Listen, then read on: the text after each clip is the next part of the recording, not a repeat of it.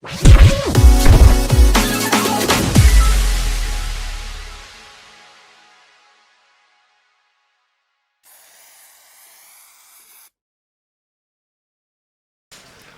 to this special episode of This Just In Radio. We're broadcasting live from the ViVE 2023 conference in Nashville. I want to thank CHIME and DHI for inviting us to their theater. I'm your host, Justin Barnes. We have a terrific leadership roundup show this morning. With CHIME, the focus is always on the CIO and CSIO. So I've brought together a great group of friends and CHIME members to join us today.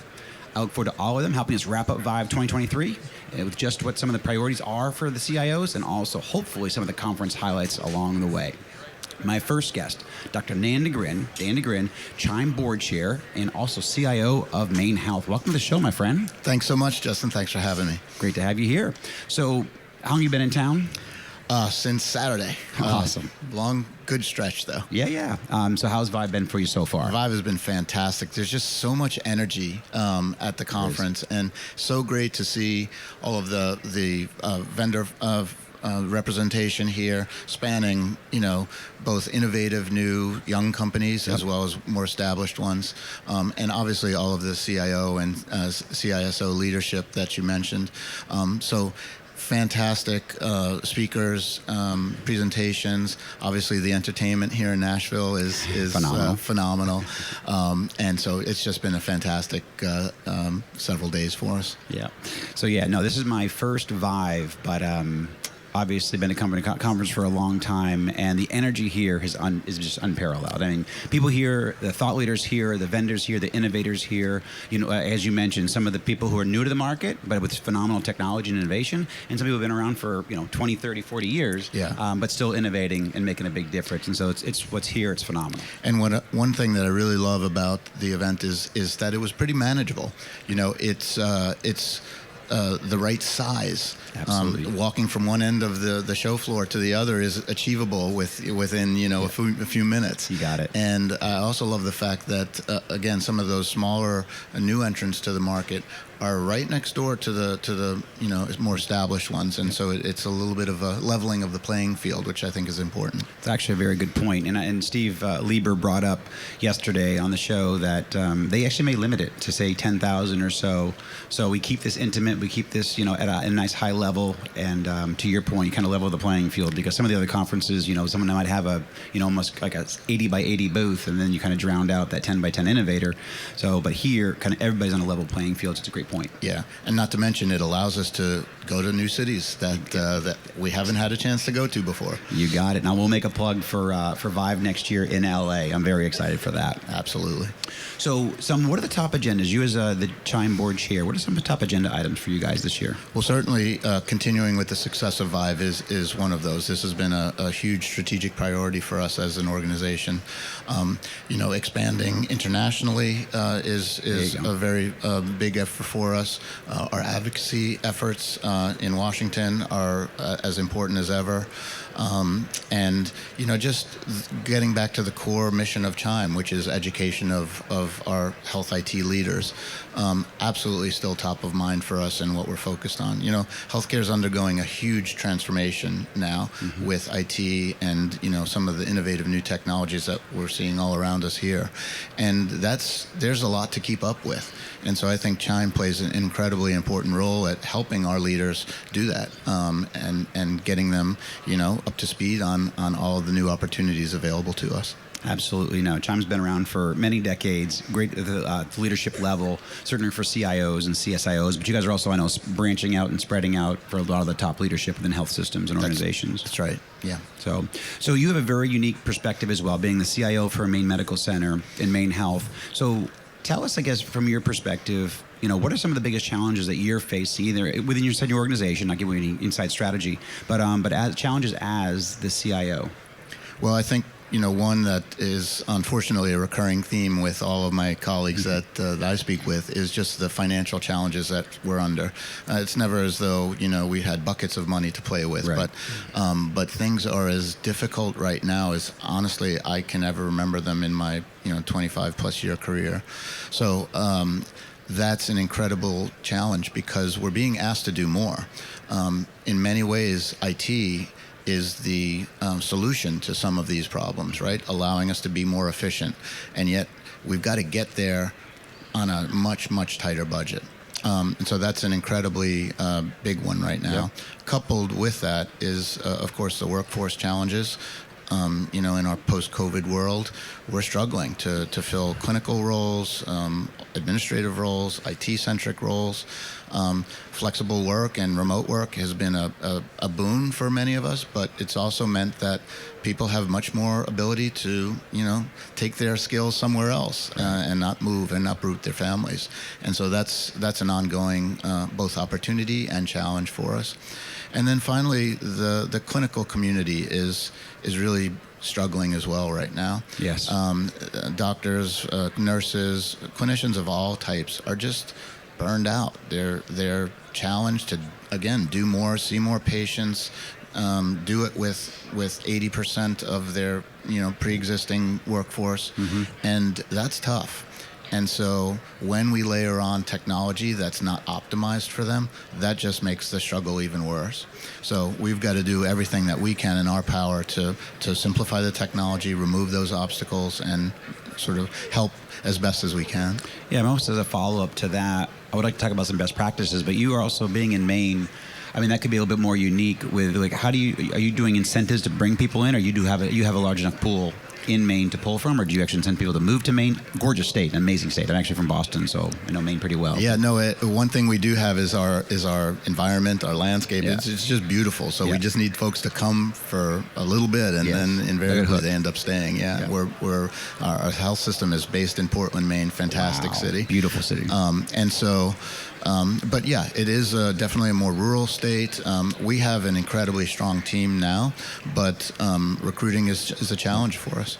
So what are some of the best practices? I like to show my focuses on key strategies and best practices for CIOs, but C-suite executives to thrive, hopefully in healthcare. But what are some of the things that you might share with some of your peers? Either they're maybe new to the CIO position, or maybe new to healthcare, but they could be some great innovators from outside of healthcare coming in. But what are some of the best practices you would share with them from your perspective? For one, I refer back to my clinical background. I think it's incredibly important. If you're not coming to the role with that background, you've got to make best friends with as many clinical folks as you can and immerse yourself in it. You can't do this job sitting in an office in an executive suite. You've got to understand the things that your customers essentially are going through. And so I think that's an incredibly important step that new executives in their roles could take if they don't come to the table with that background. And two is to recognize that our roles are unique in that we have to collaborate with our peers. There's very, very little, if anything, that we can do on our own as technology leaders. We've got to partner with all aspects of the health system to get things done. And so working in partnership is a really important skill, and it's something that you can actually work on. It comes naturally to some folks, but not to others. And so I think understanding that and working on it is an important skill. And then finally, just to continue to educate yourself. Healthcare is a complex environment, and obviously the technology within our systems is changing very rapidly. So things like ViVE, organizations like CHIME are incredibly important to stay plugged into, because I think that's where you get that education. Yeah, so as a follow-up to that really quickly, do you have a work group or another conference that you say, well, it's a must on your schedule, or something that you plug into? Is there a work group within CHIME or somewhere else in the organization? Is it in the industry that you plug into personally? Well, I think the CHIME Fall Forum is an incredibly great experience and setting. Many of the kinds of educational talks that we had here at ViVE, multiply that times several fold at the Fall Forum. So I think that's probably, for me anyway, the premier event that I'm sure never to miss. Beyond that, there's lots of sort of technology-centric organizations out there, and they have their routine conferences, and I think, tapping into as many of those as possible is always a good idea. Again, the financial pressures on us now are such that I know that many of my peers are having to limit what they go to, Right. just because of travel and conference expenses. So sometimes you have to prioritize. Excellent. Now, CHIME Fall Forum, totally agree. I've heard that a few times now, so very exciting. Dr. Dan Nigrin, thank you so much for joining us today. Great to have you on the Justin. show. Great. Take care. Thank you. Thanks, my friend. Excellent. Chelsea? Great. Thank you. Thank you, my friend.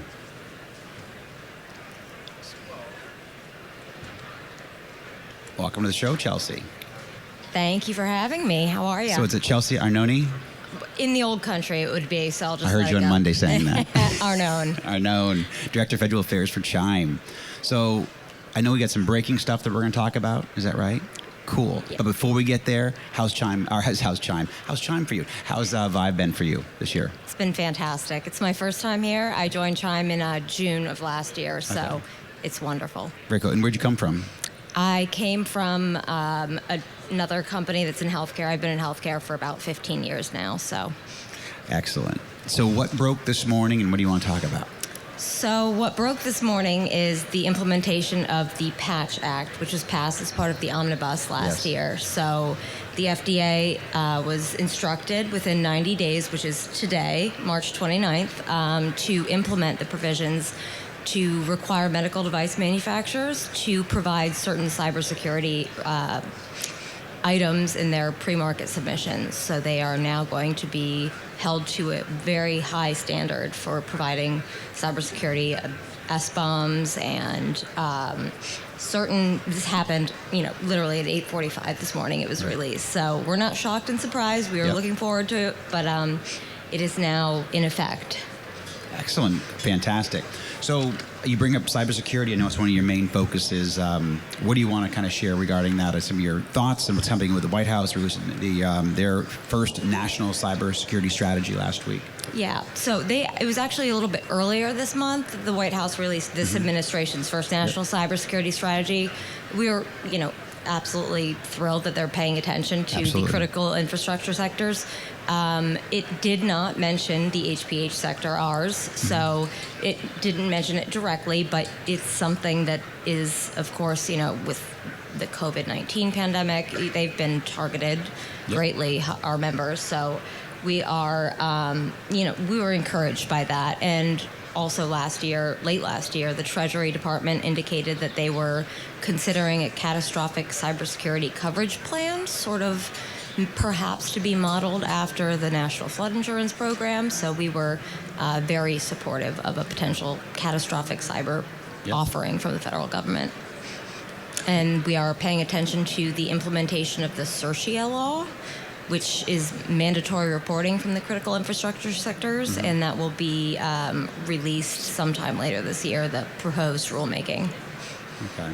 What's the, touch back on the cybersecurity aspects with the, insurance, backstop, all that kind of stuff.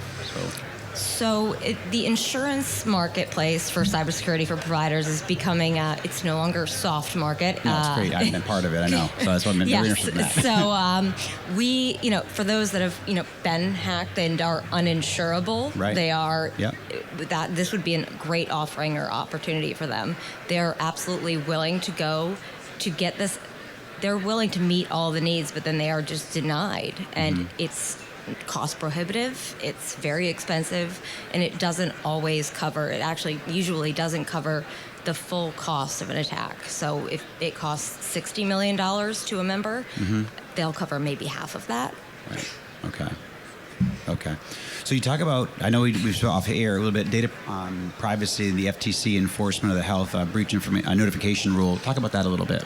So the FTC has authority under the health breach notification rule. They've had it since 2009, but they have not utilized it until this year. So we were encouraged by that. There's a lot of activity going on in the administration, paying attention to consumer privacy as a whole and very broadly, and of course patients are consumers, so when it comes to that, it's something we're absolutely paying attention to. And those sort of the Wild West of health applications that are possibly having your sensitive health information, then they need to keep it secure, and those that have not kept it secure will be subject to fines, penalties, and then certain provisions and policies that the FTC deems appropriate. Okay, excellent. So I know we've got the annual inpatient perspective payment system IPPS rule coming up. Talk about that mega rule. Rolls off the tongue. Yeah. It rolls off the tongue. Rolls off the tongue, exactly. It is one thing I can count on, sort of in DC, like death and taxes. It is coming out generally the same time every year. Yeah. It is an easy read, 4,000 to 6,000 pages on how hospitals are going to get paid, and sometimes some fun surprises in there from CMS, the Centers for Medicaid and Medicare Services. So it's going to be probably within the next, I would guess, 2 weeks or so, and I will be heads down in that and kind of figuring out what sort of, promoting interoperability program requirements are coming out and what changes they're making there, and any other, fun surprises they may have. I assume TEFCA will be part of that, you would think, in some capacity? I think that that's going to be included in another massive rule from ONC that we've been waiting on. It's been under review since September, meaning it's like imminent. So it could be out in the next couple of weeks as well, making my life really, really fun and busy. Yeah. That's right. So anything on the interoperability front that that you see coming down the pipe, anything from a regulation standpoint, regulatory standpoint, or what do you think? I think there will be pieces in IPPS that have to do with interoperability and increasing it. Okay. Hopefully incentivizing it in a way that we agree with. Right. And, reporting and meeting the PI program requirements and making it, it's all part of there's lots of moving pieces here from different agencies. Absolutely. What about the public health emergency waivers and flexibilities? Anything new there, or? So the unwinding, it's officially the COVID-19 public health emergency. The administration indicated, correct. It's over. COVID's over. So fantastic news. It will be over on May 11th. So those waivers officially. So the waivers and flexibilities that were offered, certain states may be applying for extended waivers. So that, we have a California, cheat sheet. I believe. Yeah, we have a cheat sheet on our website so you can where to find the latest from the agencies and so. Actually, that I would love for my listenership. I get a lot of questions around that. So, where can they specifically go? Is there a link? Is there an area on your website? Yes, we are. So our public policy, if they aren't signed up for our debrief, email policy@chimecentral.org. We are always available to answer questions. We respond directly to that. All those emails goes right to our team. Mari and my coworker Cassie, who's here with us. Mari, my guest on Monday. Mari, our fearless leader. Hey. And we had a good time on Monday. She's fantastic. So they can find it on our website. It's free, available to anyone. Our members, hopefully, are checking it. Excellent. No, it's, obviously you guys are a phenomenal resource. So I guess in closing, are you done with the conference today? And now what do you hope to do this afternoon or finalize here while you're here on the floor? I'm heading back to DC. Awesome. So I've been here since Thursday, so I'm heading back to DC, and I think I'm going to have a lot of reading to do in the next couple weeks, so I should probably get some stuff done. Excellent. Chelsea Arnone, Director of Federal Affairs for CHIME, thank you for joining me today. Welcome to the show. Thank you so much for having me. I appreciate it. Take care. Safe travels. Thank you. Thank you. Is Justin? I don't see Justin. Perfect. Roxie. Welcome to the show. Welcome back to the show, Dr. Roxie Mooney. Thank you for having me again. Love it. Got to catch up with you yesterday, so I know there's a lot of great things happening. Digital health advisor and also a best-selling author. First, how's ViVE been for you? Fantastic. So I was there at the kickoff in Miami last year, so it's great to be here again. It's great to see more people here. So it's, growing and diversifying. I'm usually here for more networking and meetings, so it's like speed dating for me the last couple of days. It's been great. Yeah, actually, I met you last year, I guess this time when you were coming off of Miami Beach, you and our good friend Mike, Mike Mosquito. So we actually had a great time there, and I know ViVE last year was phenomenal, so I had to join it this year. Yeah, exactly. Tell me some of the trends that you're seeing out there, healthcare, health IT, digital health. What are you seeing? There's so much, right? There's just an explosion of innovation and new trends taking place. Just a couple that come to mind is virtual care. We're seeing a lot of hybrid of virtual and on-site, also virtual first and virtual only. There you go. And the virtual only care, I think, is broadening. You're seeing more global companies, more companies from outside of the United States entering into the U.S. market with their virtual only models. And we're seeing a lot of growth there. I also think personalized care, right? AI, ML driving a lot of personalization in care. Precision medicine. The other one is retail healthcare, which is really going to be disrupting things, right? With new players like CVS and Amazon and Walmart providing primary care and kind of changing how we think about where we're getting care from and how we're getting care. And I think consumerization is definitely being peppered into that, so we're getting better experiences for patients, and then also all of that obviously is to drive increased better outcomes. Yep. Excellent point. So, my show loves to focus on best practices, key strategies. So what are some of the, what are 2 or 3 that you've seen out there, maybe here, you've been working on over the past year, different innovations, workflows, work groups? What would you share with my audience? Yeah. So many years ago, I decided to embark on getting my doctorate degree, and I came across this statistic that 95% of innovations that are brought to market fail. Yes. And I was just blown away because I thought, how in the hell are we going to transform healthcare if most of these innovations aren't going to get into the hands of the people that need them the most? And so, after reading hundreds and hundreds of peer-reviewed journals on every aspect of commercialization, really there are a handful of strategies that started to percolate that were really key for success.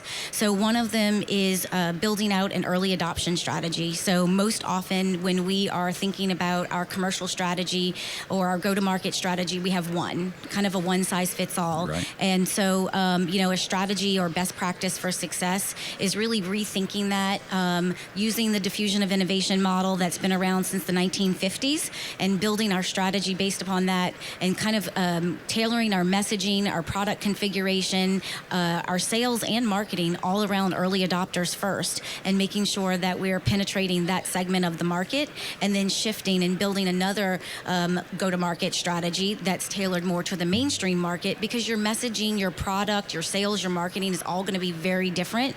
And I think that is a key, a fundamental to commercial success. The other one that comes to mind is co-creation. So I know we do a lot with human-centered design and design thinking, but when I think about co-creation, I think of it as something that's not only critical that we are involving patients and key stakeholders in the creation of those products and solutions, but also everyone in the ecosystem. One of the things that we really struggle with right now is there's no shortage of innovation, right? I mean, Very it's true. coming out of our ears. But what we are really have a gap in still is adoption. And there's a lot of, even when, people their innovations are being added to a network, or hospital systems are agreeing to purchase your solution, still being able to drive adoption and utilization is a big struggle for us. There's a lot of different variables at play. So if we're co-creating those solutions with all of those key stakeholders, we are essentially applying change management throughout the entire process. And so we're going to see much greater adoption. Love it. So let's talk about something really controversial. We caught up yesterday, and we both agreed, we don't have to name names, but we also agreed that we have a lot of great innovation. I totally agree that 95% don't make it to market. 95% of companies fail for a lot of various reasons you and I discussed in the past. But how do you go about helping these health systems, providers, even patients for that matter, navigate innovation, embrace the best innovation that's integrates into their total workflow? Because we know it can't be just one piece and then in little components, but we need to make sure that we're adopting the very best innovation for our care strategy, part of our care continuum, but also not staying too complacent just because of old bad best practices, I guess I would say. We're trying to be nice. Yes, absolutely. So there's definitely, and I think the ViVE conference is kind of reflective of that, where, at the conference, we're seeing this merge or integration between kind of old mindsets and legacy systems with new and fresh and innovative thinking. And so we've got to figure out how are we going to work together, because there's value to both camps, right? We really need to have an understanding of how everything is really structured and the complexities of interoperability and the complexities of a multi-sided market, but we cannot let that hold us back.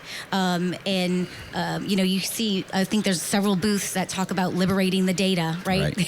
We cannot allow that to take place and not leverage the innovations that are really in the market. There's so much innovation that is really struggling to actually provide value and real benefit today because being blocked by a lot of legacy players in the marketplace. Yeah, we don't want to stifle innovation. You're right, absolutely right. This show has done a phenomenal job, ViVE, and health in general, and even CHIME, has done a phenomenal job harnessing innovation, highlighting it. And as my very first guest, Dr. Dan Nigrin brought up leveling the playing field. So we don't have 80 by 80, 100 by 100, 120 foot by 120 foot booths drowning out the 10-foot booths, when the 10-foot booth might have far superior innovation that can be integrated into care strategy, that can make a big difference in your community. So we get to highlight it all here at ViVE. Absolutely. And I think that it's critical, because if we don't start playing better together, that's right, those non-native healthcare companies are going to come in and teach us a lesson. Own us. You got and it. Own us, right? Right? I mean, Walmart is on the path to launch 4,000 primary care clinics in the next few years. Yeah. Wow. 4,000. It'll be the largest primary care provider in the country, Walmart. Yep. Wow. So think about the influence, think about the understanding of consumer engagement. It's a game changer. And also, we've got about 2 minutes left, but I'll have you back on air, because the other topic we discussed yesterday was about the younger generation and how they're engaging healthcare, and they're engaging healthcare on their devices, which is not integrated into an overall ecosystem that we thought we were all building this phenomenal ecosystem. Back to your last point. In the last 90 seconds, not to put any more pressure on you, what is a key strategy or trend that we need to look out for and navigate in 3 to 5 years from now? Well, God, I hope this one happens way before 3 years, but I'm going to say longevity. Yeah. So there are a number of different players that are working in a different sector in healthcare around prevention, around proactive care. It's also personalized, but it is longevity. So one of the things that I always have found fascinating is our whole lives we spend a lot of time building financial wealth, right? Most of us we have a financial planner, right? And we are building all of this wealth, right? Look at your 401ks. Look at all of your investment portfolios. I've taken a hit lately, though. Yes, absolutely. No doubt about it. But we are not building a longevity plan for our future. So many leaders that I've worked with over the years have built incredible legacies, have incredible worth, right? Financial, they've sold many companies, and then they retire, or they don't retire, and they get diagnosed with a brain cancer and they die in 5 months. So we have to build longevity plans if we want to be able to enjoy the fruits of our labor. Fantastic. Dr. Roxie Mooney, thank you for joining. Best-selling author. We'll have you back. Thank you. Thank you. Appreciate it. Take care. Another doctor, Dr. Justin Norden, partner GSR Ventures. Welcome to the show, my friend. Thank you, Justin. It's good to have you back. Of course. So first of all, how's the show been for you, my friend? ViVE has been fantastic. I have to confess, I missed last year. So did I. But it's really been wonderful. Being able to be in one space together, bump into everyone that we already know here, and everyone made it out. Nashville is not a place I've come to a ton from living in the Bay Area, but it's been absolutely wonderful. So love the show so far. 7,600, 7,700. I'll get the final count here as we wrap up the show with some of the leaders here. But the energy's been phenomenal. Actually, my first guest, Dr. Dan Nigrin, brought up how he is, how he, as a CHIME board chair, but also in general, how ViVE, CHIME and Health came together for ViVE have really leveled the playing field. So you don't have these 120 by 120 foot booths drowning out the 10 by 10 innovators, when the 10 by 10 innovators could be the next big thing. And so this really does level the playing field. And they're also mentioned, Steve Lieber yesterday mentioned that they're going to cap this probably at 10,000. Oh, really? So we can keep this manageable. You can actually walk the show. Dan also brought up how you can walk this show in a matter of minutes, rather than some of the other larger conferences where it takes us, an hour to get from one end to end, and you probably miss still half or more of the vendors and people. And so this is going to stay very manageable, where we can, kind of see and highlight a lot of the innovation, what's coming, what's working. So very exciting. What have you seen for cool innovations around here? So the thing I'm keeping my eye out for and really starting to see is things really integrating AI. Yep. So that's my background, my personal interest. While I'm a physician by training, I ended up actually leading an AI company before finding my role now at GSR Ventures, where we focus on early stage health technology. And with everything happening now, as we kind of look at the broader technology ecosystem from where I sit at the heart of Silicon Valley, AI and these new technologies are really going to change everything. And so that's what I've been keeping my eye out for at the conference. And we're starting to see it. We're seeing companies use computer vision, looking at fall detection, other things like that, IoT in the hospital. We're starting to see it on the analytics side. What can we really predict? What can we, get ahead of the curve in terms of what's happening for our patient in decompensating, other things like that. And I think, in general, technology, we're a little bit laggards, I would say, from a health system perspective, right. and for many, many good reasons. Yes. But these things are some of the most powerful, exciting innovations I think we've really seen in decades. I think we're at the beginning of a moment in history in terms of what AI is capable of, what's happening now with all the announcements over the past few months. And so that's really what I'm keeping my eye out for in healthcare, and where is the right way to deploy this technology? How can we do so safely? And how can we do so really benefiting everyone involved in the healthcare ecosystem? And so it's been fun to see the early days of that. Yeah, I think it balances a little bit what you've seen here, but with some of the trends. But I guess when you look at, I know when we caught up yesterday, natural language processing and how that's evolving with ChatGPT and 4, and talk a little bit about that. What your research is. So this is an area, and I'm teaching a course at Stanford on generative AI in medicine. The first one we've had at the medical school now. It's starting in about 10 days, and roll back 6 months ago when we were talking about the course, it's, these things are happening. We've had foundation models, transformers for a few years now. But, really since November when ChatGPT was launched, the whole world started to pay attention. Wow, look at how these things are doing. And people started applying it in so many different ways. So let's roll back to November. ChatGPT was launched. GPT 3.5 was the version underlying that. And people tested it. How does it do on step 2, the final exam of medical school training? Turns out it was able to get around 59%, just passing second percentile. Hey, that's interesting, but hey, it's not nearly as good as doctors or anything like that. Right. Fast forward just a few months. GPT-4 released a few weeks ago. We tested it. We tested it with our team at Stanford first, and then actually Microsoft released their own version, doing it in a more formal way. It jumped from second percentile, 59% correct, to 89% correct, 95th percentile, bottom to the top of the class in just the span of a few months. Already, these technologies are incredible. As you start playing with them from an aspect of, coding and helping with computer science, understanding, patients are starting to use this today. Obviously this isn't what it was intended to interpret their own labs before their doctor got back to them, interpret their own, imaging results instead of waiting for the doctor to call. These things are out in the wild today and are doing incredible things. And so just that pace of innovation, even if you froze it, forget GPT-5, forget these next models coming out, already what's possible today is transformative. And we really have to catch up, I think, as a field of medicine to say, what is the right way to use these things? What is the regulation that should come around these models? When is it a device? Should it qualify? What is the FDA's and others' role in terms of these things?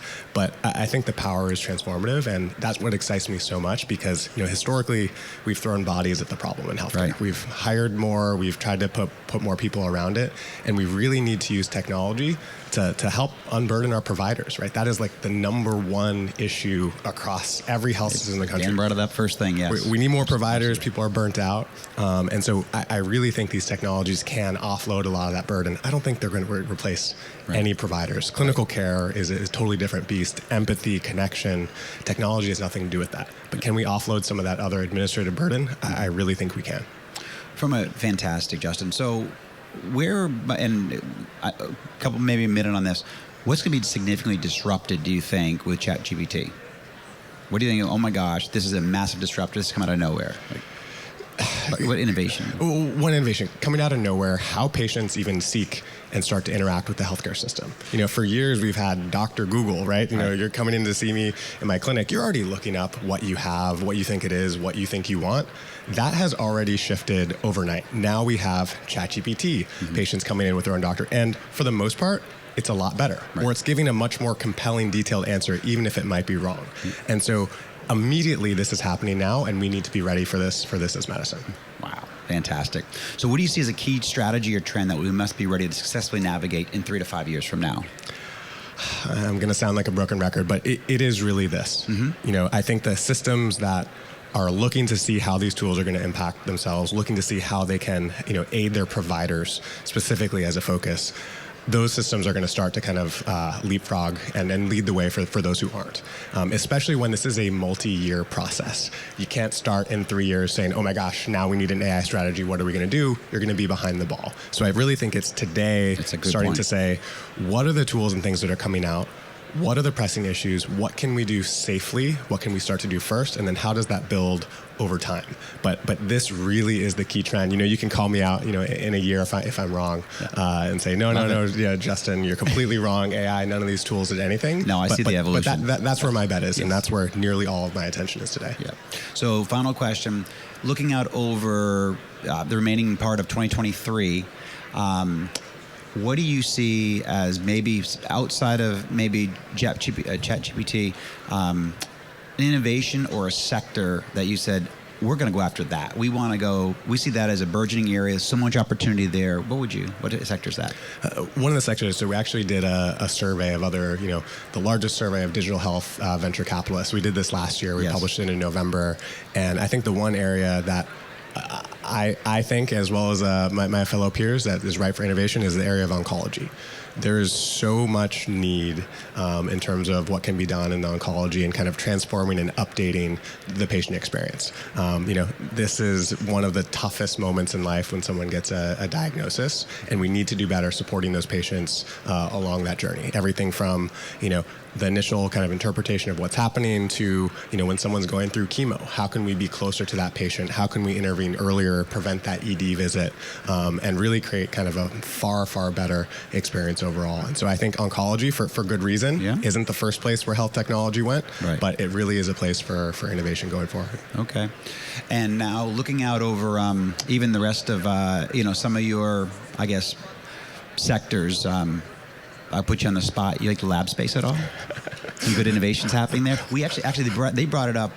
Two of my guests brought up the lab interoperability yesterday, and so that's my very first guest brought that up. And I was just Dee Davis from Sequoia Project, and I was just that was her first key point of how the integration with labs and how it's expanding. So I was very excited about that. But what are your thoughts about the lab space? So especially, we're going to combine it with a few things.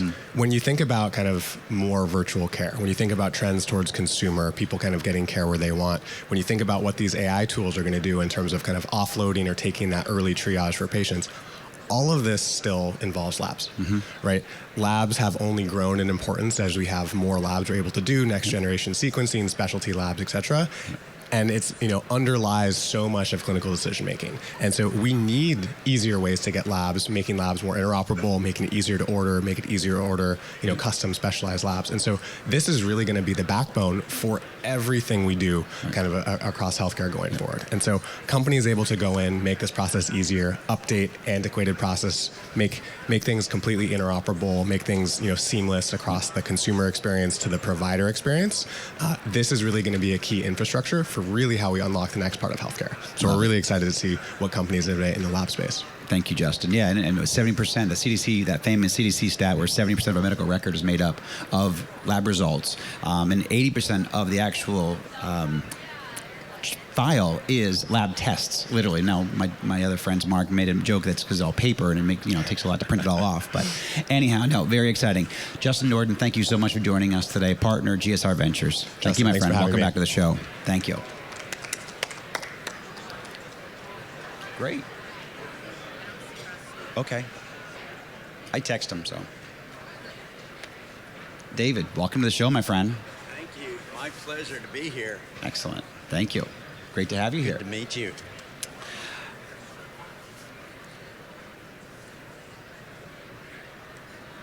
So, first of all, tell me, David Finn, Vice President AEHIS, AEHIT, all a great CHIME. Tell us how the show's been for you this year. It's been fabulous. We went through last year, and I was here last year. Excellent. And you don't think it could get any better, and it's better. It has been fantastic in terms of just the discussions we're hearing in the cybersecurity pavilion, the traffic on the floor, and certainly the panels and speakers on the stages have been incredible this year. Yeah. No, and actually, I want to make sure I make a plug for LA next year. ViVE LA next February. I think it's February 25th or right around that time frame. So I'll certainly be there. I assume we'll be broadcasting live again, Roberta, from ViVE in LA. So I'm very excited. So first of all, tell us about the CHIME boot camps and for the CIOs and CISOs and CSIOs and all that. Well, the CHIME boot camps originated many years ago, and they weren't called boot camps then. They had a program called Information Management Executives. And oh, yes, I remember that. Yes, that's yeah, right. and so it was really, the CIO was barely a title in healthcare 30 years ago when CHIME was formed. In fact, it wasn't. And so as they came together to discuss the issues they were finding with bringing technology into healthcare, they realized that they needed, they needed to come together. Why rebuild the wheel, reinvent the wheel? Mm-hmm. And they started sharing, and the IME evolved into really more of a boot camp situation. It's a 3.5-day, very personal and intense program, and what they discovered is, well, they can teach you some things. What they can't teach you is your network and who to call and all those things, and that kind of bonding is what took place. Excellent. I think the last number I saw is they have over 4,000 graduates now of the CIO boot camp. Yep. And several years ago, the CIOs got together and said, IT's getting really complicated in healthcare. Yes. And so we spun up these other organizations, security being the big one because of what's happening in the world. And we created a CISO boot camp modeled on the CIO experience, but focused on security executives. Yeah, obviously phenomenal supporter of that, but also the importance of collaborating with your peers, learning from your peers, learning from associations. There's so much happening. It's getting more complex, as you mentioned, and we've got to learn continuously. So yeah, and it takes more and more players. IT used to be able to go do IT, but if IT is doing it without the clinicians, without the revenue cycle people, without patients, it doesn't make any sense anymore. It's not digital health. Yeah, I'm a big proponent of education, staying on top of the trends, but also, networking and learning from my peers. Absolutely. This is CHIME, phenomenal organization, and we have several in the healthcare industry that that create these work groups, create these opportunities for us to learn, to collaborate, lead, and just get better at our craft. And also with the level of complexity and innovation, technology, and opportunity, it's just critical to all of our career paths. So love what you're doing there. What are some of the, reliable reports saying about healthcare and cybersecurity? And, did the pandemic see any different trends of cyber attacks in healthcare? Well, I will start with the bad news. Things are going to get worse before they get better. They will. I believe that 2023 and 2024 are really going to be pivotal years for security, particularly in healthcare. We've seen a number of announcements come out of Washington, both from the White House as well as the Health Sector Coordinating Committee already this year. And I believe with the new National Cybersecurity Program that Joe Biden launched earlier this month, and what we're seeing from Senator Warner's office and what he intends to do, there will be legislation and there will be requirements for the first time in healthcare around security. What happened in the pandemic is it took a kind of tenuous situation, and it in many sectors across the globe blew everything up. The remote work, the remote care. We had to change the model of healthcare delivery, which changed the model of IT delivery, and it opened up the sector, and it opened up new attack vectors, a magnitude of additional attack vectors. We had temporary docs manning, hospitals that were tents in parking lots. We had visiting clinicians to help staff those emergent situations. And it told us where healthcare was going, but it also told us we didn't have the security and privacy in place to go there yet. Right. No, excellent point. Now, a couple of my guests yesterday really hit on that. Just the level that we need to step up over the next couple of years, where these nation states, they're going to come at us. They're going to come at us more, to be honest, unfortunately, every day. And so we've really stepped up our game internally because we're going to get hit. And it's just a matter of when, and then how do you handle it, and then rectify it. So you've been a hospital CIO and security expert for a long time. So what are some of the priorities that you recommend to somebody new to this or just trying to become better? We always have to become better, and there will always be new attacks. And the bad guys, unfortunately, are not constrained by budgets and taxes and policies like we are. But some of the things are not as difficult as we like to pretend they are, and don't require as much money. But it does require the effort. And I think the big thing is just cyber hygiene. Healthcare is notoriously bad at patching and updating hardware and software. We look at the legacy medical devices that some can't be patched, but there's other ways to address that aren't necessarily investing in a whole new medical device inventory. The thing that kind of amazes me is we still don't focus on training and awareness. Right. Or if we do, it's not very good training and awareness. You get your onboarding security lecture, and then every year you have to take the online course. But training to be effective has to be personal, and it has to be entertaining. And that's the thing about security training. Anything we teach you about security at your hospital also applies directly to your own personal privacy and security. And of course, what we carry now in our pockets is tenfold the compute power that landed men on the moon. And we've got to think about that. There's so much processing, there's so much data. Your operating system is sharing data with other apps that we don't know about. And those are the things we have to start thinking about. And that's the story. And that doesn't always take a lot of money. It takes some time. But we have to focus on making people aware of what the risks and issues are. Excellent. If there's a work group or a forum or a show or something, where can someone engage, or where would you point someone to say, hey, join this, participate here, and you can get a leg up. You can actually learn. I know we talked about the boot camps a little bit, but is there something else into the work groups or any forums or anything like that you say, hey, go there? Obviously I will look to CHIME and AEHIS first. Yep. But there are, particularly for a lot of small providers, and we actually have them in the cybersecurity pavilion this year. The Health and Human Services Office of the CIO has a department called 405D, which is a section of the CISA Act of 2015, and they've developed tools and training and education. They're about to launch a training for cleanicians, video training, and so you don't have to have a huge IT or security department, but this is material developed by the government working with the private sector. Mm-hmm. Hundreds of providers participate in these work groups, and it's an incredible source. The other areas, the Health ISAC, healthcare and public health is one of the 16 critical infrastructures defined under executive order. And so under the Department of Homeland Security, the CISA group had to commission a private nonprofit called the Health ISAC, and they provide materials, they provide alerts, they provide vulnerability alerts and training to security and non-IT and non-security people. So there's resources that were unavailable 5 years ago that it doesn't cost a fortune. You can choose to belong or not, but you can get basic information and share that through your organization.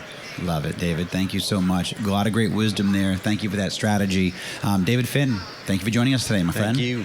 Have a great rest of your conference. I will. Excellent. And I'll text Rasu real quick here.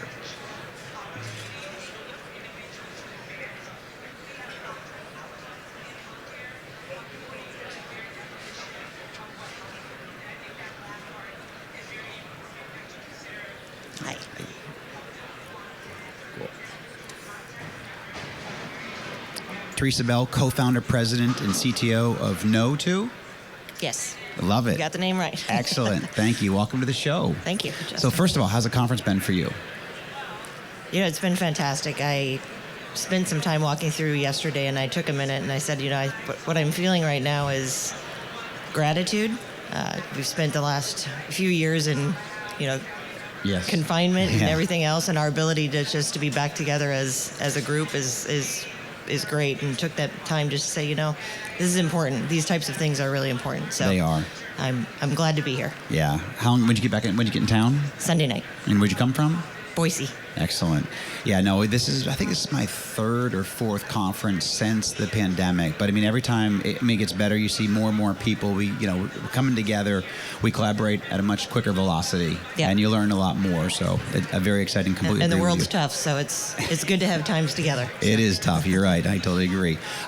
So No2 was announced as one of the 6 qualified QHINs. Yep. Why is a QHIN important, and who'll be serving on that network? So when we started the company, I thought about that question. When we started the company now 12 years ago, we had 2 kind of commitments to the industry. Is one, you looked at all the noise at that time that interoperability had around it, and it's gotten even worse today, is that we would simplify that, and we would go through and connect everywhere in healthcare and simplify that process. And every time healthcare starts a new initiative, we'd be in front of it and listen to it. Is it going to be real? And with QHIN, it became apparent to us, we've been in front of it for a long time and had our ear to the ground, that it was going to be very important. And this time it feels, significantly different. And we chose that as part of our commitment to our customers and our partners, which I'll touch on who those are. We knew that we had to be in front of it and expand the offering to include QHIN connectivity services. We've, as a company, again, when we started the company, one of the primary tenets of the company is that we would go to the overlooked parts of the market. To have true interoperability and true connectivity, which is what we're focused to, you had to be serving all 4 corners. I always say to our team, is all 4 corners of healthcare. And that includes bringing to the, we always talk about the physical therapist that sits in the strip mall. They deserve healthcare connectivity just like the largest health system does. In the United States, they're caring for patients just like everyone else. And you had to make sure that we were bringing a model not only technically but economically that could serve those markets and bring them forward. So that's a commitment we made. It's obvious that QHIN, this time it's different, and we've future-proofed our platform by becoming a QHIN. It's been a hard work effort thus far, but we're going to stay to the track. It's very important. So I'm pretty sure I've worked with your company. You guys also work with you engage companies and help them with security training and so forth, correct? We do not. You do not? Okay. We do not. I've worked with your organization. Not that I know of in the company. Maybe we do. So tell me about TEFCA, and why is TEFCA going to be a great solution for interoperability in our industry?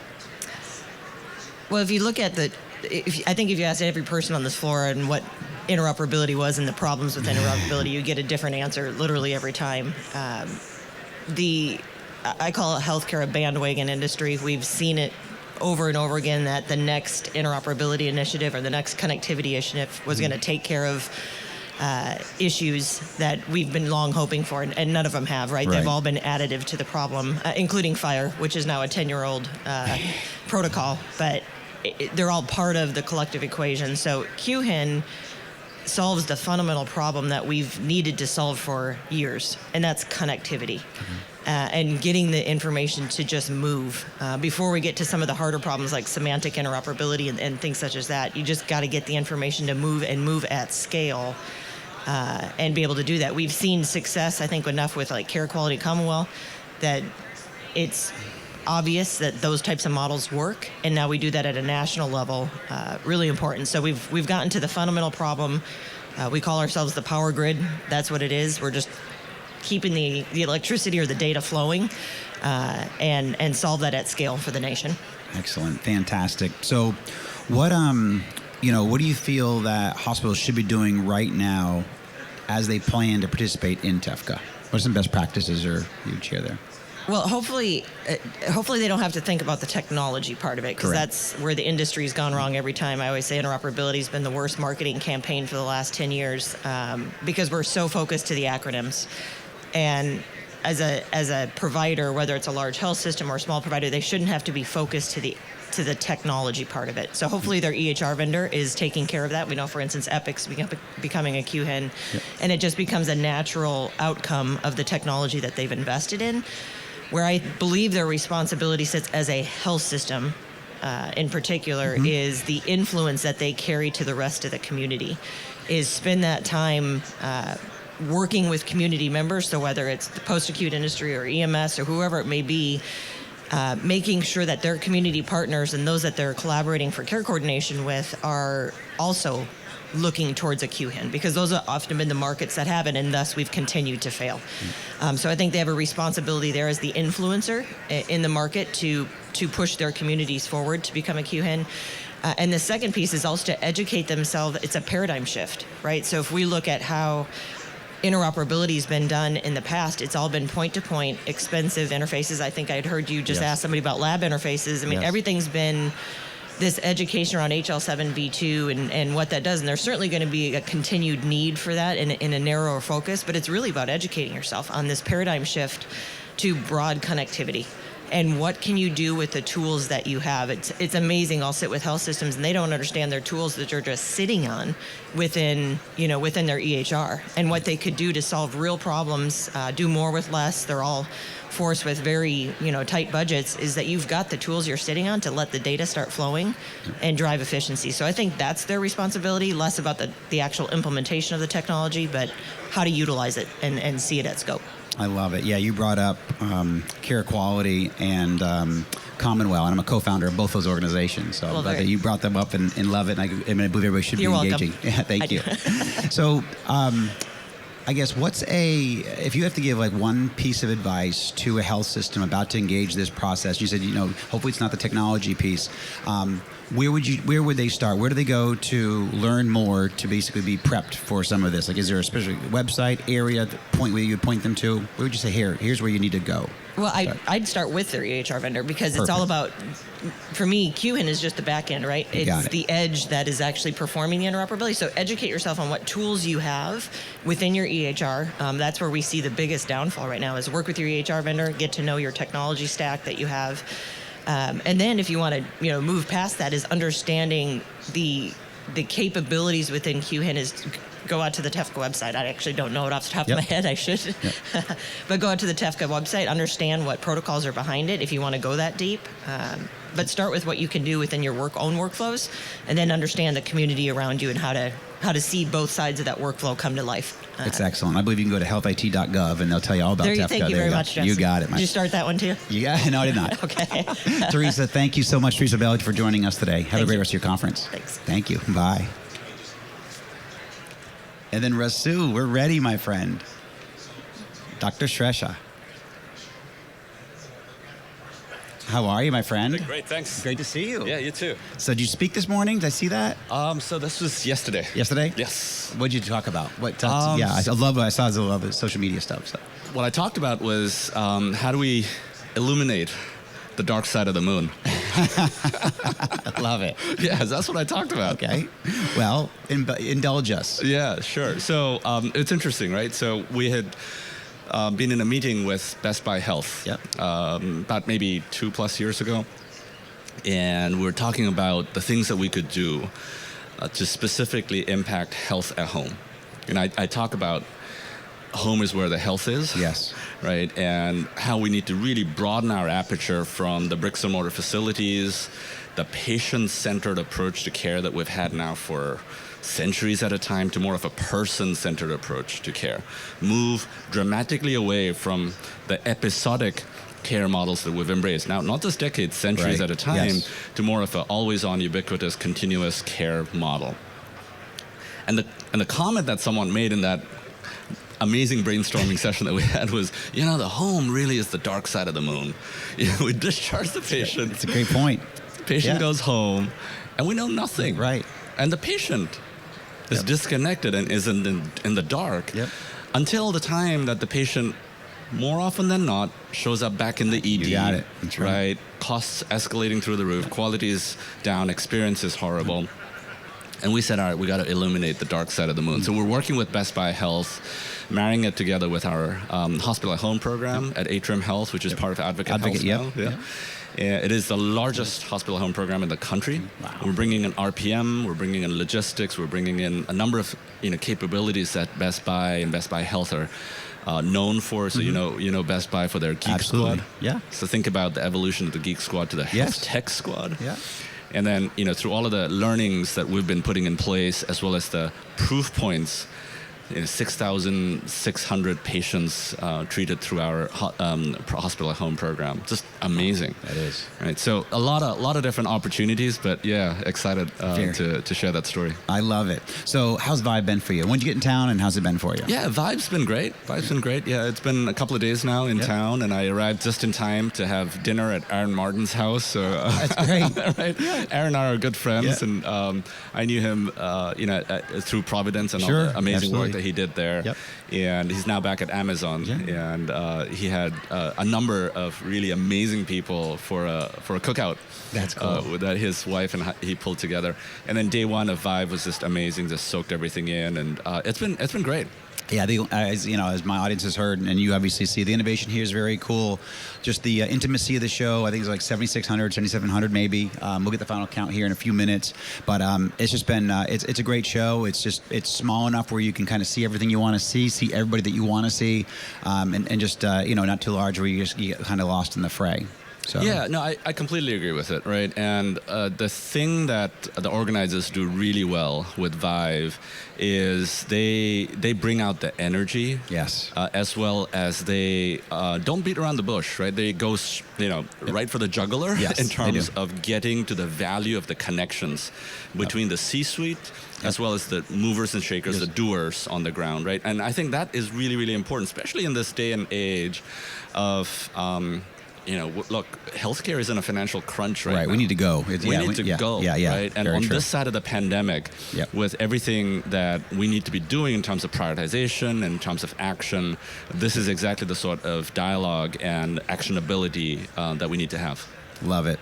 So, and I think even, you may not have heard this, but Steve Lieber, I think on Monday, mentioned that they're going to probably cap this at 10,000 people, so it stays intimate, it stays really action-oriented, to your point, and I'm looking forward to that. Yeah, as am I.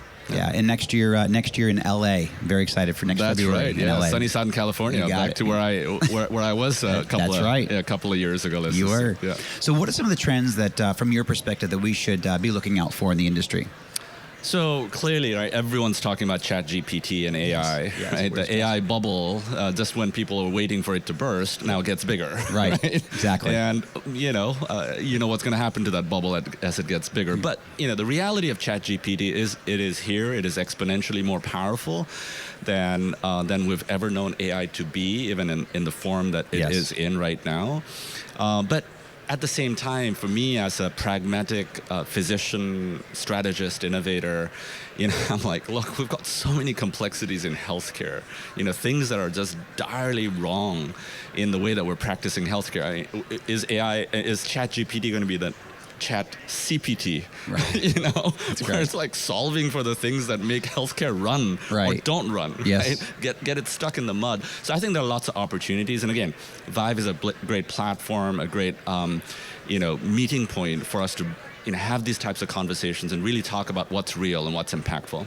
Yep. No, excellent point. What are a few strategies? Obviously, you have a great perspective being a leader there at Advocate and Atrium, but what are some of the best practices that you would share with my audience or strategies to be able to successfully navigate either ChatGPT or what's coming out next? And so, when I left UPMC and joined Atrium Health, which is now Advocate Health, one of the things that I wrote on my whiteboard, so this is in Charlotte. Charlotte is now the headquarters for Advocate Health, and just a quick point on that. Advocate is now the second largest academic health system in the country, and the fifth largest by revenue, which is huge, right? So 75,000 teammates from Atrium came together with 75,000 teammates from Advocate Aurora, so we're 150,000 together. So it's pretty amazing. And so when I look at the tremendous amount of work that we're doing to serve our communities, to really push the needle forward in terms of the trifecta of health, learning, and community, which are the three pillars for our Impact 2025, our strategic plan that we launched last year.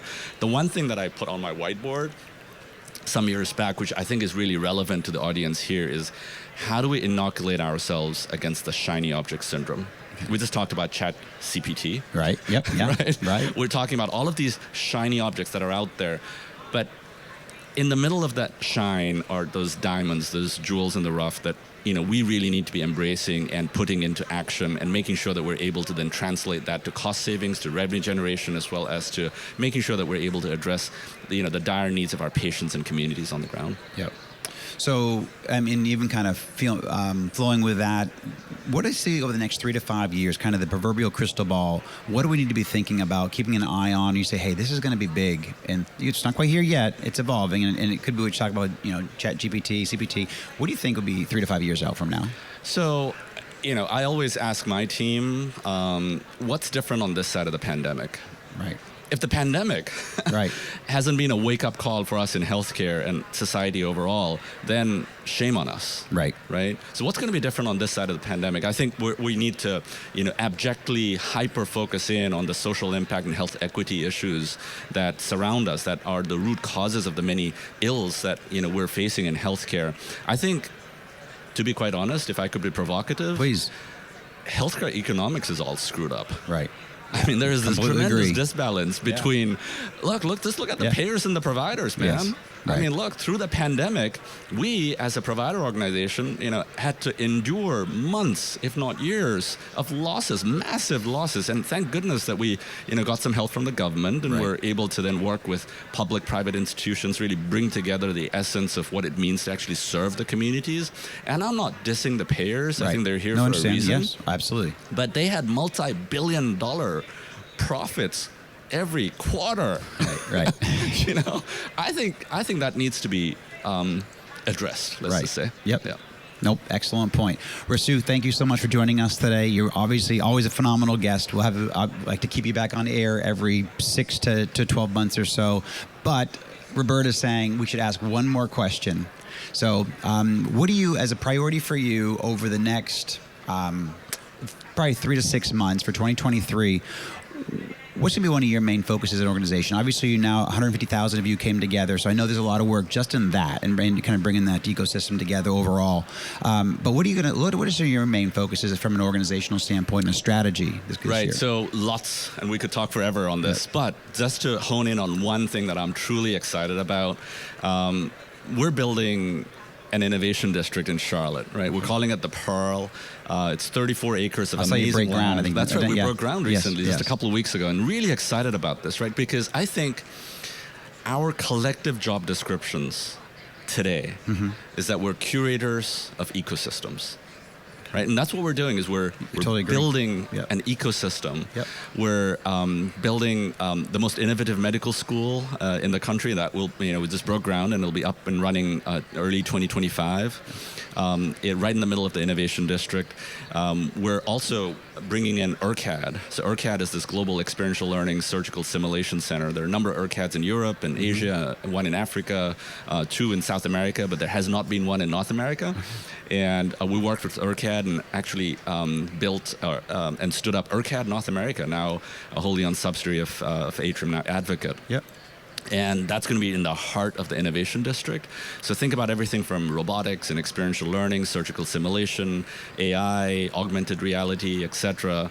Companies like Siemens, Stryker, Medtronic, J&J, Intuitive Surgical. So really excited about that. All partnering, all committed to be part of ERCAD North America. So the innovation district is obviously everything around health, learning, and community. But I'm excited about that being that ecosystem that we're talking about, because I think we need to curate more of that and make sure that we're able to, have the right gravitational pulls that pushes the economic agenda forward and also creates the right jobs as well as the pipeline of opportunities for the next leaders of healthcare. Yeah, I mean, that's a great that's a great component of just Charlotte in general. I mean, yeah, just the care that you're going to bring, the care strategy you're going to bring, the jobs you bring into the area. So love it for that community. Congratulations. You're a great advocate. 5,500 jobs just will be created as a result of the Pearl, and 11,500 jobs in the county as a result of the activities that were. Yeah. Love it. Congratulations, Rasu. Always great to have you on here, my friend. Right, Thank you so much. Take care. Yep. Have a great rest of your conference. Pleasure. Take care. Thank you.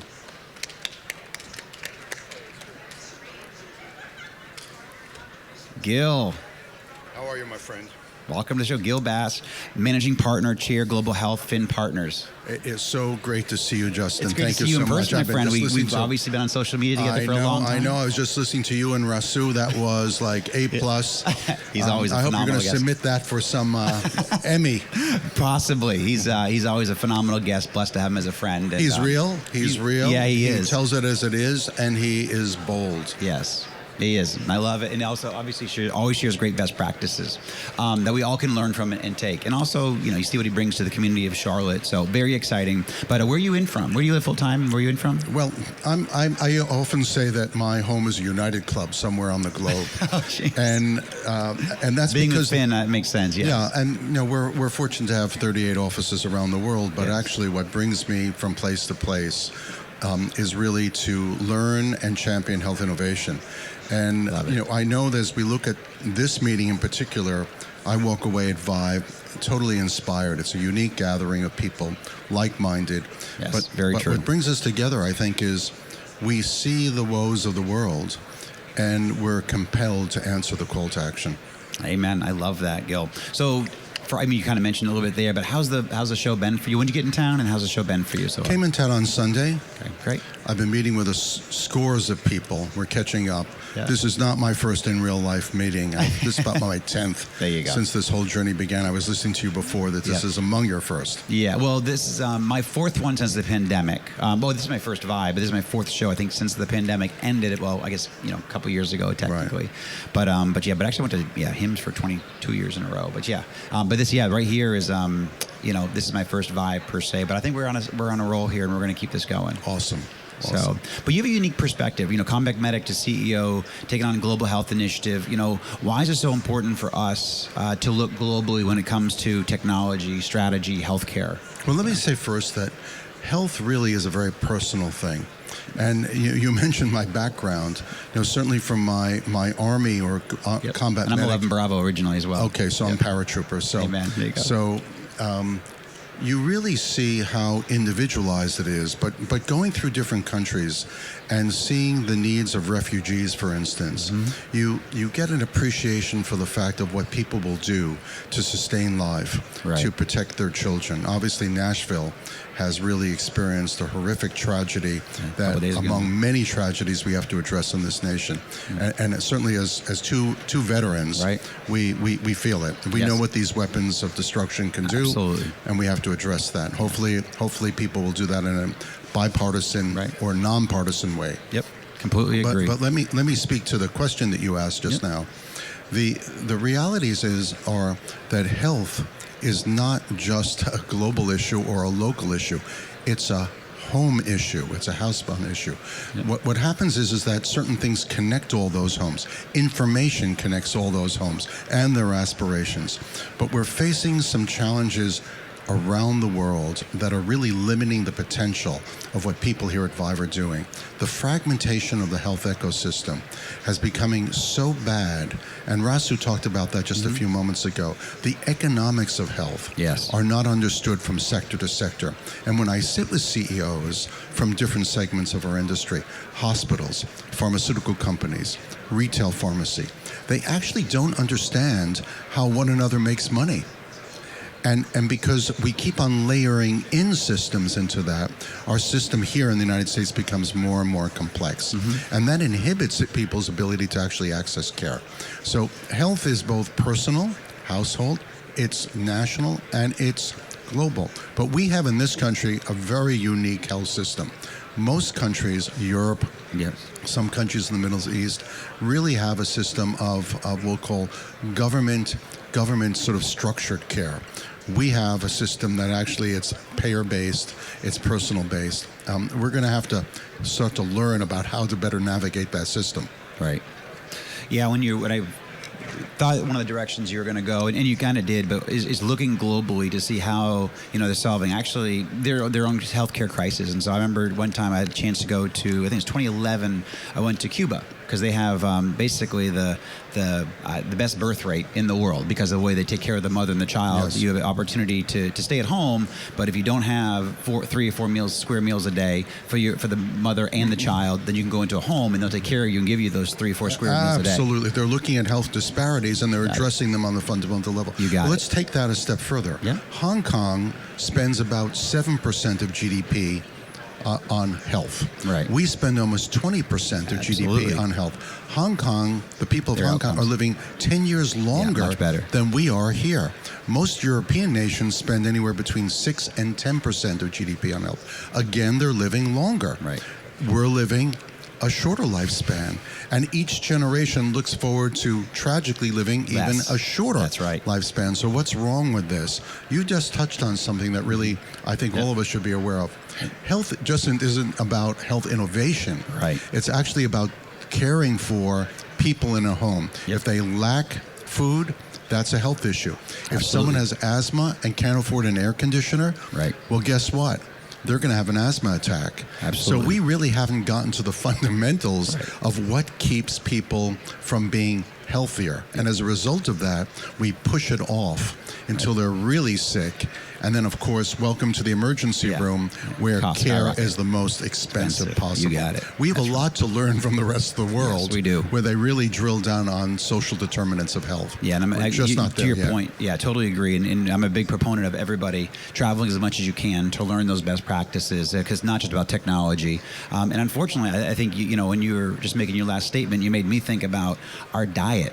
So not even just a lack of food in certain communities in certain areas and food deserts, but rather how we don't take our food intake as seriously as we truly need to. Because when you bring up those other societies in Hong Kong, they see that food is different to them. They're not eating all these trans fats and these saturated fats on a regular basis. They eat a lot more fish and a lot more healthier food than we do. You're really talking about the rise of the urban diet. You got it. And so when we look at China, for instance, diabetes in China is now skyrocketing. You got it. Right. And it's really a reflection of their prosperity is also a downfall. You got it. And so we really have to get our arms around this. Now, I just want to touch on something since you brought up social determinants of health. Absolutely. We tend to strip away from school budgets healthy lunches and actually playtime, gym. These are actually, we're starting to realize now that these are really setting the tone for a healthy population. We think that they're extras that are not necessary, put the money into academics. Well, guess what? If we don't start to invest in the future of our young people here in a way that sustains their well-being, we will all suffer, because clearly the economic path we're heading on because of illness is unsustainable. I actually say, when people say about our healthcare system, I actually sort of tongue-in-cheek correct them. I say, you mean our sick care system? There you go. We're very good at caring for people when they're ill, but we don't do anything to inspire their knowledge around self-care. So true. And the health system actually has to take responsibility for that. I love it. I totally agree. And I'll even further your point one more with a good friend of mine, Laura Turner-Sardell, educated me. Now it's like 10 years ago, but we actually had a whole forum about food in the creation of food deserts, but also we talked about, you brought up cafeterias in school districts. This is going to, I hope, embarrass a lot of people, and I certainly want this to embarrass a lot of school districts and school superintendents who made this vote. A lot of school districts, if not all of them that I'm aware of, allow ketchup to be a vegetable. Absolutely. It's a tomato. Ketchup is a vegetable. Ketchup is not a vegetable. Ketchup's the first ingredient is sugar. It's a condiment, nothing more than, and it's sugar. It's sugar. You're injecting sugar into your child at the age of 5, 6, 7. And that's why, to your point, I mean, this is one fundamental piece, but I learned that, and I was in shock that they allowed ketchup, which is a condiment, to your point, as a vegetable. Because you had a vegetable. That's part of what the FDA and the government put down in regulation for these schools, is you have to have a vegetable and have to have these different components.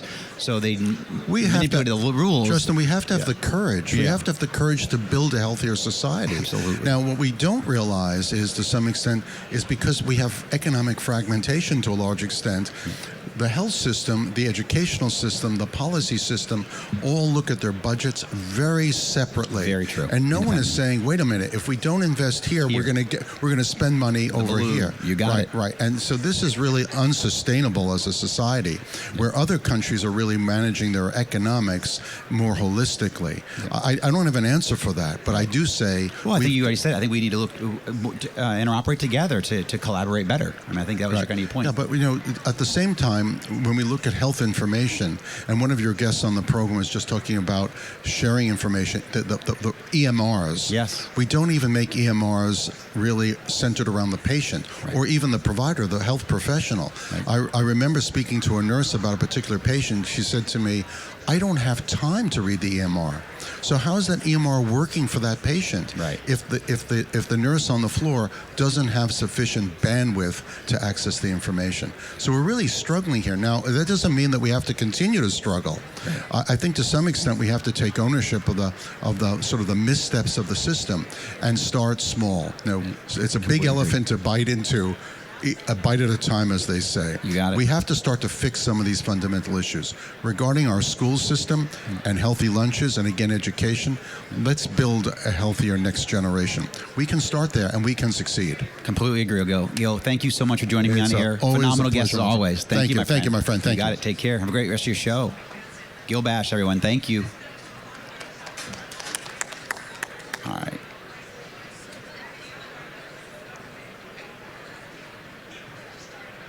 Rich, welcome back to the show, my friend. Thank you. Good to see you in person. Good to see you. Excellent. Rich Scarfo, President of Health, and obviously one of the leaders here for ViVE.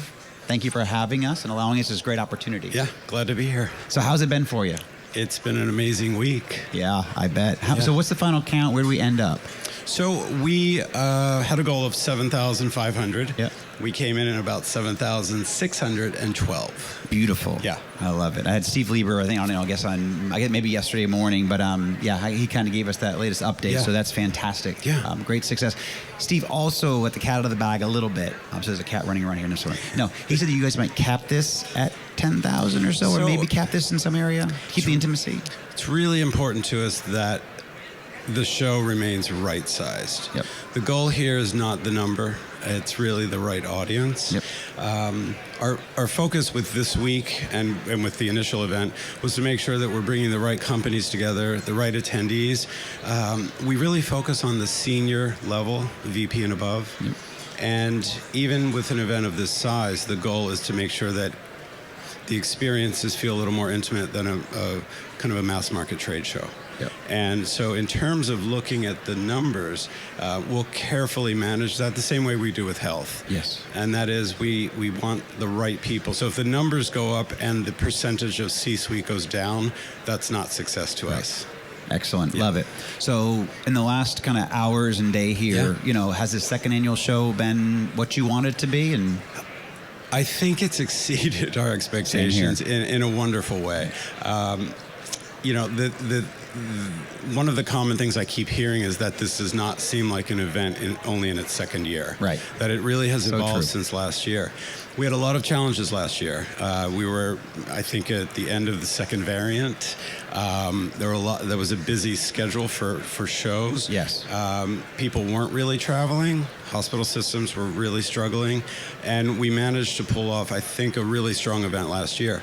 In looking at it this year, we wanted to make sure that, the experience for everybody, so whether that was our speakers, our sponsors, or our attendees, was really something we paid a lot of attention to.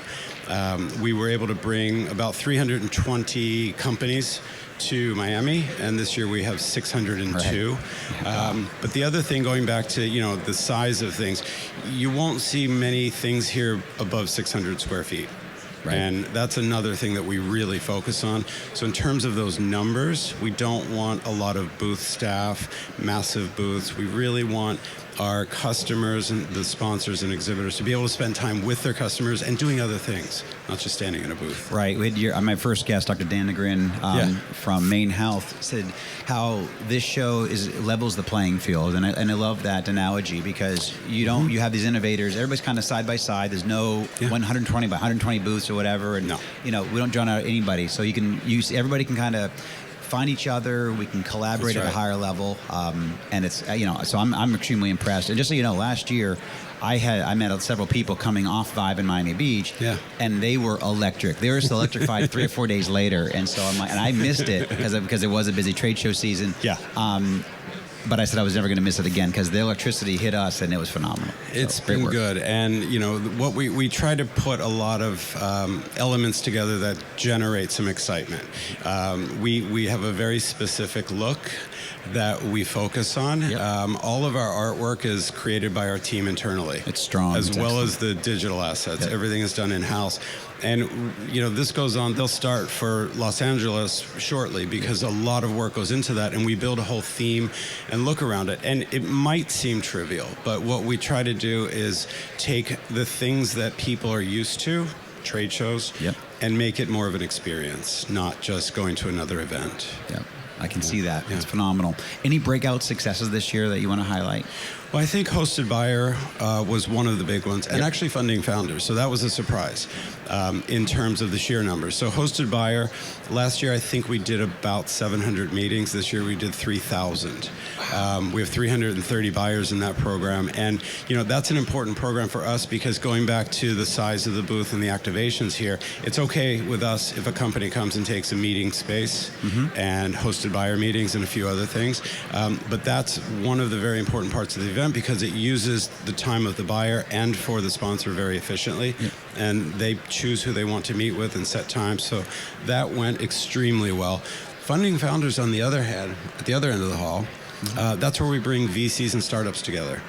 And we did 1,800 meetings there, and last year we did like 400. Wow. And what that says to me is that this event, as much as it is different from health, still depends on a strong thread of innovation and new companies that we're bringing in.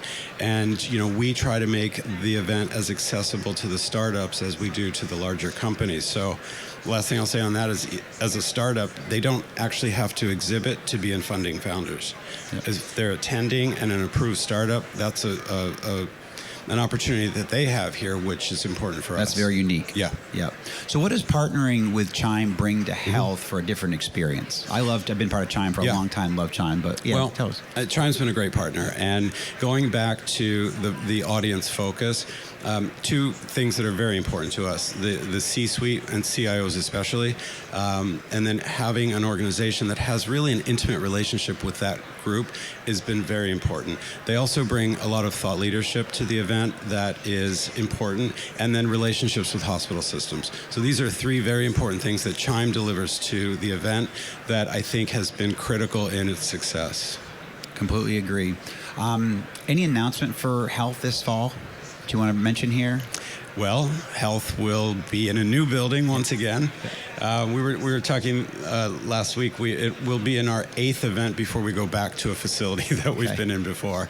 Health is going. It's really focused much more on the innovation spectrum. It's in Vegas, correct? It's in Vegas. It's at the new West building of the convention center. October 8th through 11. Excellent. And registration actually opens on Thursday, which is crazy. Good.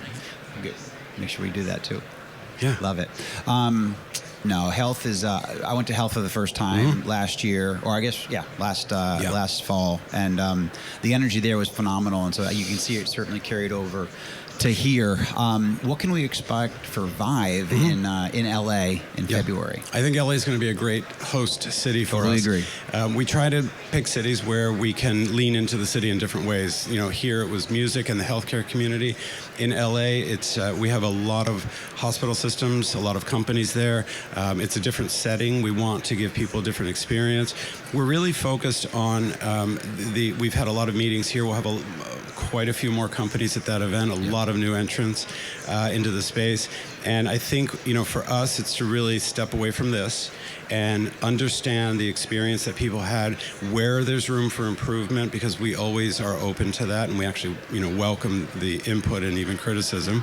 And then just to come back with another thoughtful event that is, full of fresh speakers, original content, these intimate settings that we are creating. So going into convention centers is a little bit challenging, and that's part of the reason that we sort of take things over and give it a different look. But I think LA will be a great city for us. Have you picked a location, a facility there in LA? Yes, we're at the Los Angeles Convention Center, which again, this is a convention center, so we're already working on transforming it. Our creative team was there a few weeks ago, and I think cool. We'll have to step it up for LA, but. Yeah. Well, you guys did a phenomenal job. I was extremely impressed. The quality of conversations here, the quality of vendors, the innovators. You guys have it all. So, thank you, Rich. Thank you, my friend. Right. Scarfo, President of Health. Thank you so much for joining us. Thank you. Take care. Thanks. Thank you, Rich. And then Russ Branzell. Last but not least, the infamous. How are you, my friend? I hope I'm not infamous. But no. Perfect. President CEO of CHIME, a longtime leader in digital health and health IT, a longtime friend of mine. Welcome to the show, my friend. Thank you very much. Pleasure to be here. Fantastic. So how's it been for you so far? At this point right now, exhausting. I think we're starting to see the adrenaline start getting on fumes. Absolutely. But this has been an amazing, for us, over a week, because CHIME's actually been here doing our academies last week and now rolling right into an amazing ViVE event. Yeah, no, I'm on fumes myself. I think, this is my third day broadcasting. 20-something guests, and but it's been invigorating. I love the conference. I'm so proud of what you and Health have done creating ViVE. I mean, what you undertook was a massive lift, and you guys crushed it. Well, I appreciate that. If you put it down on paper, everybody would say, why in the world are you doing this post-COVID? Totally During COVID. Exactly. And then now into an economic recession. I mean, but again, you do the right thing for the right reason. It works. It works. It does. And I have not heard, I've only heard phenomenal things about the conference. Everybody that I've met with and spoken with will all be at Health, actually, and also be at ViVE next year. So you're onto something here. I think we figured a little something out. You have. So talk about a little bit of what you guys are working on, your CIO boot camp, CHIME focus groups. You also got your fall forum coming up. So talk a little bit about that. Yeah, well, what's amazing right now, similar to ViVE, is what we're seeing now is amazing demand for leadership. Yes. And I think that's the part that in dynamic times, difficult situations, people have to lead. And what we're seeing now is a real demand for leadership development, leadership certification, and really people figuring out how to lead in a disruptive way during a really turbulent time in healthcare worldwide. Mm-hmm. The problems are not U.S.-centric. The problems are truly a global issue. And so what we're seeing now is a demand for our academies, our boot camps, at a global level. I'll be leaving here fairly soon, heading over to the U.K., then to Israel, and then probably back to the U.K., and then Ireland, and wherever we need to go. Amsterdam at some point, right? Isn't there a ViVE over there or something like that? And then we have a group going to Finland. Yep. We had a group that just got back from India. And so what we're really seeing at this point is a global demand for people to get better. And I think that's what we try to tap into, is a demand for people really wanting to get better. We do have our fall forum, which we often refer to as the CHIME family reunion. Yes. You used to be part of that, and still are. Yes. A vital part of that. And it's a place where people can come together, similar to portions of this, but a little bit different, in a safe way, and really lean on each other to get better. And really also maybe to de-stress a little. I completely agree. No, I always take a moment to share with my audience. This is the importance. If you haven't collaborated, if you haven't learned from your peers, you're really missing out. And if you haven't engaged, CHIME and these organizations that share so much leadership, they share so many best practices and key strategies for you to be successful. And our industry is so amazing. Now it's my 25th year in the industry, and how many times I have just turned to so many people just to help me navigate my daily workflows, my daily stress, whatever, coming at you. I was just talking, phenomenal people like Carl Dvorak and even Mark Siegel from back in the day, and Charlene Underwood, and these are most amazing people, and Lee Burchell and Meg Marshall, and just these people. My hair stand up when I think of all these phenomenal people who helped me back in the day. Exactly. For many, many, many years, and to be honest, many decades. And so those people were so instrumental in me becoming the best executive that I could be in healthcare and health IT and digital health to where I got, and all through organizations like yours. And so, I always take a moment to ask people to please just slow down long enough to learn. Exactly. There's so much happening. It's coming at you. You brought it up, but a lot of my guests brought up how complex it is right now, how difficult it is. We have budgets that are under a lot of constraints. We have to do more with less in most areas of our businesses. And in organizations like yours, and obviously the Fall Forum coming up, the boot camps, they teach us how to navigate all that. So, a little bit about the Fall Forum. Where's it going to be, first of all? It will be in Phoenix at the JW Marriott in November. And so we've been told never to interfere with Halloween. It's becoming the biggest holiday for families to spend together. So we will be, right after Halloween, we'll be together in Phoenix again. Yeah. So, I guess the importance of, what has been to my past. And so I guess, why don't you share your experience, because you've been on all different sides of CHIME, you're a former CIO, but share some of your experiences of how you've leveraged learning with other people and collaborating with other people to get better and be your best. Yeah, I think it's interesting because you and I are close to the same age. Yeah. You look a lot better, but we are close to the same age, and it's an interesting process when you really think about it. You named some of those giants in the past, but it's so easy to name others. Stephanie Reel and John Glasser and Ed Kopetsky and so many people. Yeah. They've dedicated their lives not only to our industry, but more importantly, they've dedicated to replicating leaders. And I think that's the true trait of a great leader. Lots of good leaders create followers, but really great leaders truly do create more leaders. And I think that's the part that I think I've watched over the last, for me, 27 years involved with CHIME. Yes. And it's amazing to watch people who have dedicated their lives to making other people better. And I think when you find that, whether it be an event like a Fall Forum, it doesn't matter. It could be 365 days a year. There was always somebody there for you. There was always somebody there for me at any moment. A phone call, a note, something that said, I think you need a little help right now, or can I be there for you? Or sometimes you didn't even know you were screwing up, and they would give you a nice swift kick in the tail or a pat on the back to get you moving in the right direction. And I think that's been my experience now since the very beginning, when I walked in as a young military CIO who had no clue what any of this stuff meant at all.